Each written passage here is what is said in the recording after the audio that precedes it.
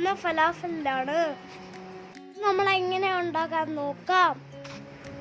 ആദ്യം ഒരു കപ്പ് കടല കുതിർക്കാനിടുക. നമ്മളുടെ കടല കുതിർത്തിരിക്കുവാണ്.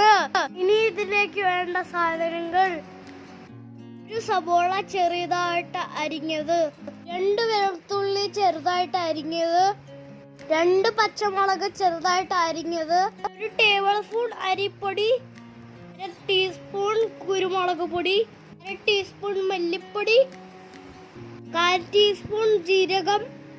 ഇനി നമുക്ക് ഉണ്ടാക്കാൻ തുടങ്ങാം. കുതിർത്ത വെച്ച കടല മിക്സിയിലെ ജാറിൽ ഇട്ട് കൊടുക്കാം. അതിലേക്ക് അരിഞ്ഞു വെച്ച സബോള, വെളുത്തുള്ളി, പച്ചമുളക്, അരിപ്പൊടി,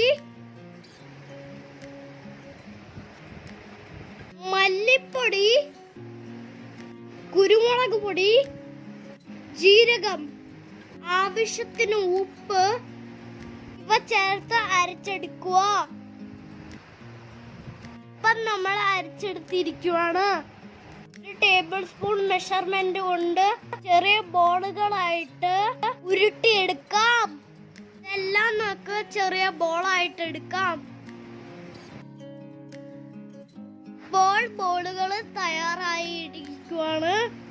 ഇനിയും നമുക്ക് പാന് വെച്ച് ചൂടാക്കാം. ഇതിലേക്ക് ആവശ്യത്തിനുള്ള വെളിച്ചെണ്ണ ഒഴിച്ചു കൊടുക്കാം.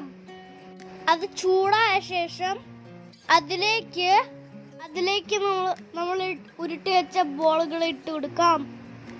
ഇപ്പോൾ നമ്മളെല്ലാം ഇട്ട് കഴിഞ്ഞിരിക്കുവാണ്. ഒരു സൈഡ് വെന്ത ശേഷം നമുക്ക് ഇതിനെ തിരിച്ചിടാം. ഇപ്പോൾ എല്ലാം വെന്ത് കഴിഞ്ഞിരിക്കുവാണ്.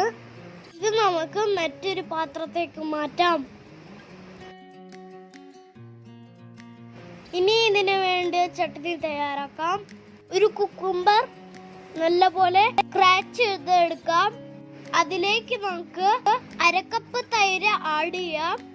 സ്വല്പം മല്ലിയില അരിഞ്ഞിട്ട് കൊടുക്കാം. ഒരു കുഞ്ഞു വെളുത്തുള്ളി ചെറുതായിട്ട് അരിഞ്ഞിട്ട് കൊടുക്കാം. സ്വല്പം നാരങ്ങ അതിലേക്ക് പിഴിഞ്ഞു കൊടുക്കാം. ആവശ്യത്തിന് ഉപ്പ് നമുക്ക് ആഡ് ചെയ്യാം. ഇതെല്ലാം കൂടെ മിക്സ് ചെയ്ത് യോജിപ്പിക്കാം. ഇപ്പോൾ നമ്മുടെ ഫലാഫലും ചട്നിയും തയ്യാറായിരിക്കുകയാണ്.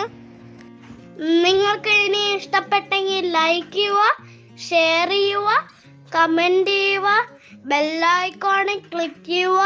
Thank you.